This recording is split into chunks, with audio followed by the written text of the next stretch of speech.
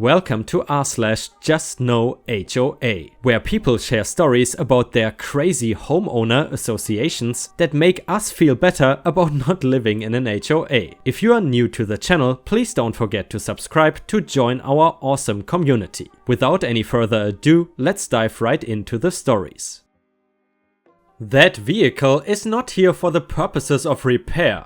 I used to live in an HOA neighborhood deep in the woods way outside of town. The HOA frustrated me right when I moved in when they told me I had to pay $15 replacement fee for a new pool key because the previous owner did not leave their key. They told me, "We are not in the business of tracking down old keys, so you have to pay for a replacement. Welcome to the neighborhood." Anyway, one day I had a very tall post oak tree that was deceased and was rotting from the inside out. It was feet from my driveway and likely would have fallen and crushed my car in the next big storm. One storm washed out a road, we got crazy storms in the woods. I knew that the landscape committee had to approve trees being removed, no longer the case in Texas, but I did not want to bother with the paperwork, and even if they said no, that tree was coming down. On my acre property I had maybe 60 trees, so I hired a guy on the HOA list of tree trimmers to come cut it down, and I slowly burned it off in the backyard fire pit. A month or so later I was given a 26-foot RV trailer that was in a state of disrepair. I just wanted the frame, so I rented a roll-off dumpster, and over the course of about 3 days I removed everything on the RV down to the frame and had it hauled away. The plan was to deck the frame and have a really cheap lightweight utility trailer. It was a mess, but I checked with anyone that was inside of the project and they all thought it was really cool and offered to help.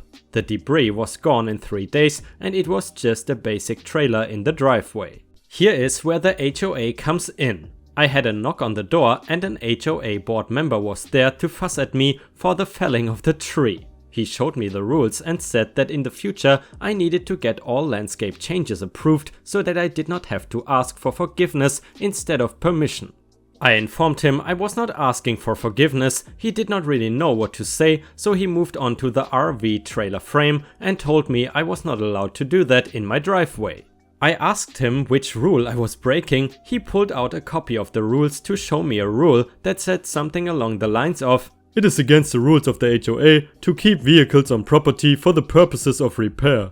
Calmly told him it is not here for the purpose of repair. It is here for the purpose of dismantlement. I won't be repairing this thing, it is a goner. He rattled off something about, "That is not in the spirit of the rules." I am not quite sure what he said because I was laughing at myself. He left and I never heard from the HOA the rest of the time I lived there. When I moved I gave my pool key to some folks in another neighborhood. It is not my job to track down keys. By the way guys, I'm curious how many of my subscribers own an RV. Let me know if you have one and whether or not you have traveled in it recently.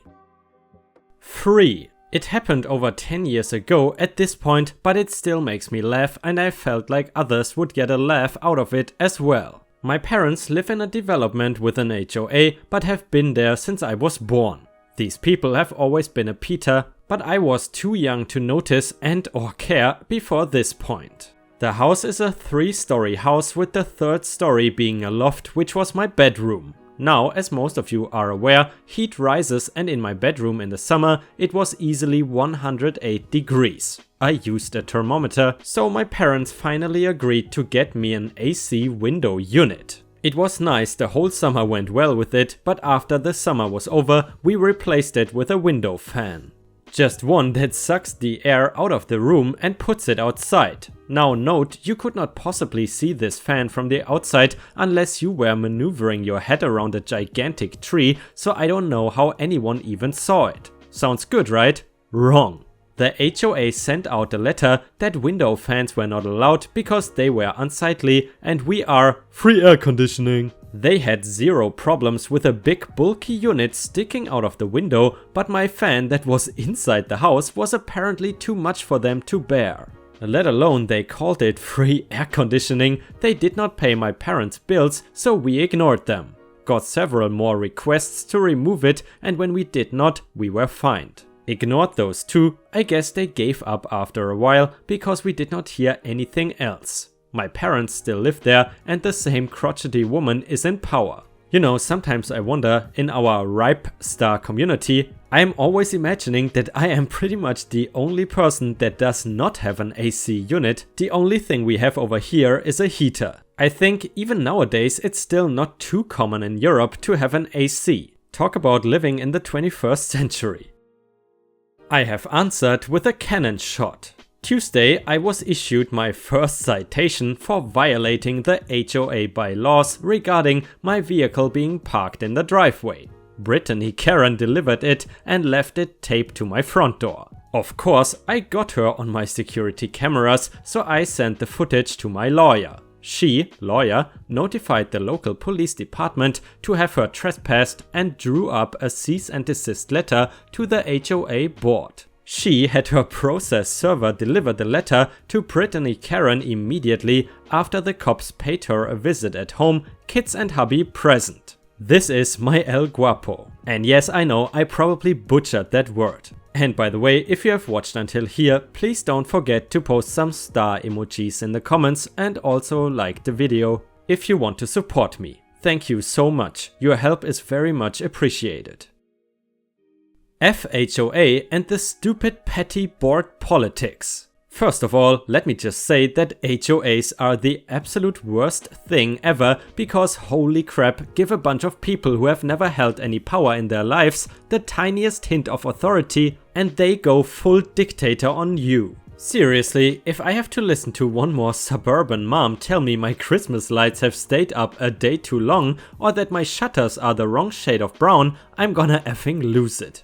That being said, this rant more about how stupid the politics surrounding the board are because no one cares about the HOA. So the background is this: the HOA board president, I'm naming her Kay for this, made a bunch of racist comments and ended up being demoted to member at large at the last election. My mother and her friend got on the board at that time, making it so there is a POC majority now with a POC acting as president. The first thing Kay does is post all over Facebook that there was election fraud and therefore my mom and her friend's appointments are void. She even tells the management company that the board is illegitimate and cannot make decisions for the community. Then she goes behind the board's back and negotiates a contract with another management company that we were already thinking about switching to. All the while, she justifies it by saying that it is because they have the majority and the HOA won't do what she wants otherwise. Did I mention that she has said some racist stuff before? Kay then tries to hire a lawyer on behalf of the HOA against the HOA to investigate the election fraud, even though she does not have any authority to do that. Basically, she wants the community to pay for a lawyer so she can get her way. This does not pan out, so she instead is provided copies of all the votes at the last election so she can verify it independently. Spoiler alert, she could not prove there was any fraud. So she just goes on Facebook with her lackeys and posts a bunch of racist crap that she later deletes with the excuse, "I did not think it was racist." The rest of the board is getting more than a little tired of all this bullcrap they put in the agenda for the general meeting, that they are gonna discuss board member conduct and infractions, so Kay can stop blowing up all of our inboxes with her stupid whining. Now Kay and her husband are saying that the board is slandering them and they wanna sue for defamation and for election fraud. I have probably gotten over 30 messages from the board, Kay and her lackeys and random other invested people about this situation in the last week, and don't even get me started on my Facebook feed. The new board was formed in December. Maybe I'm biased, but I want her and everyone else to shut the F up. Literally no one cares. Kay's throwing this gigantic effing hissy fit because she's not in charge anymore and no one wants to listen to her, and I'm tired of hearing about it. Legit, the community feels like a child in the middle of a divorce watching their parents screaming about who gets the effing sofa or something. The rest of the board just wants everything to calm down and for people to stop panicking over the crap Kay is posting on Facebook. It is the HOA board. It does not matter. No one cares. Go complain about someone else's shrubbery or something. I am thinking about going to this general meeting for the first time in my life just so I can yell at someone, preferably K. I also think I'm not gonna do that because I'm effing tired and don't have time for that. Also, I gotta repaint my shutters because they are apparently the wrong shade of brown and K keeps coming over to my effing house to take pictures of my dark shutters. The next one is titled, Help! Invasive HOA won't return personal documents. Hello and thanks in advance for your help here. I have signed a lease in Florida with the owner of an apartment to rent the unit for 1 year. Because this is Florida, there is a condo association involved. The association's application requires that I produce a significant amount of personal and sensitive information, copies of my driver's license and passport, statements for all checking/saving/investment accounts, tax returns for the previous 2 years, and my social security number. These documents are requested in addition to answers to application questions about employment history, residence history, references, income, credit score, debts, etc. I am uncomfortable with having these types of documents circulating because of the risk of identity theft. I initially asked if the association could approve my application without production of some of the sensitive information. I was told they needed everything. I complied and provided everything. Then I requested that the association not make any copies and only refer to the original documents and then return the sensitive information only, for example bank statements, tax returns, social security number, but not the application questions or things like the credit score, after they had reviewed and accepted/rejected my application. The association has told me that they will retain all of the application documents, including the sensitive information, for 7 years per Florida statutory law. I looked up any reference to 7 years in the Florida statutes on condo associations, and section 718.111 says that the association's official records must be maintained for 7 years. In my opinion, a plain reading of the statute makes clear that a prospective tenant's tax returns etc. are not official records, which the statute specifically enumerates to be things like an association's articles of incorporation.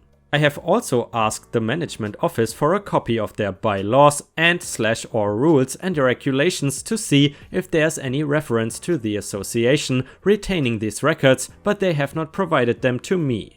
My question is whether the condo association has the right to insist on keeping all of the application documents even after the review period has ended and the application has been accepted or rejected.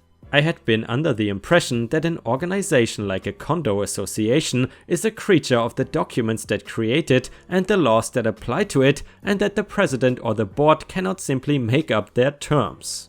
And it seems like here there is no law giving a condo association the obligation or authority to maintain these records, and I doubt the bylaws and/or rules and regulations explicitly state that the association shall retain the all application documents beyond the application review period.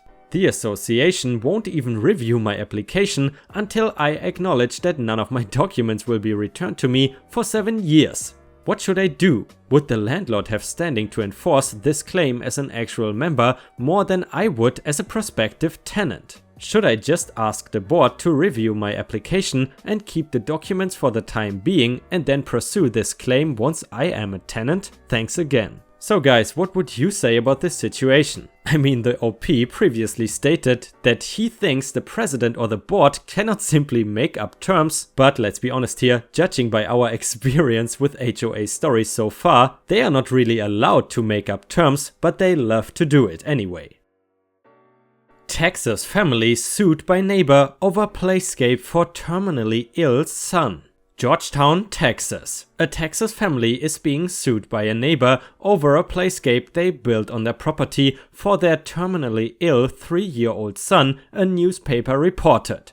A Playscape? Who has ever heard of being sued over a Playscape? Sarah Roper wrote in a Facebook post on Saturday. According to court documents in Williamson County, Roper and her husband John Roper are being sued by their next-door neighbors Sam and Judith Johnson, a local radio station reported. The lawsuit alleges the Roper's Playscape, at 14 feet high, is too tall and violates the Estrella Subdivision Homeowners Association restrictions set out by the HOA's Architecture Design Review Committee, the television station reported.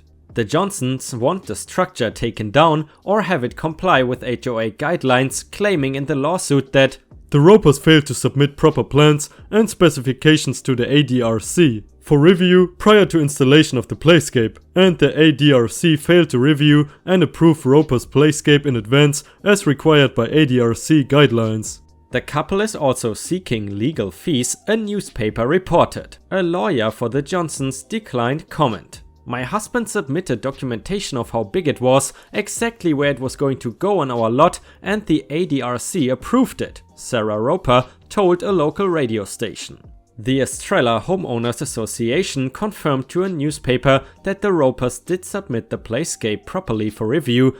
The Ropers said they tried to have a privacy fence approved for the 1-acre property, but the request was denied, Sarah Roper wrote on Facebook. Meanwhile, the Ropers intend to keep the structure intact so their 3-year-old son, called Colton, can play on it. We won't be settling and taking it down like they would like, Sarah Roper told the newspaper. The boy is suffering from an extremely rare disease, also known as Hurler syndrome, a local radio station reported.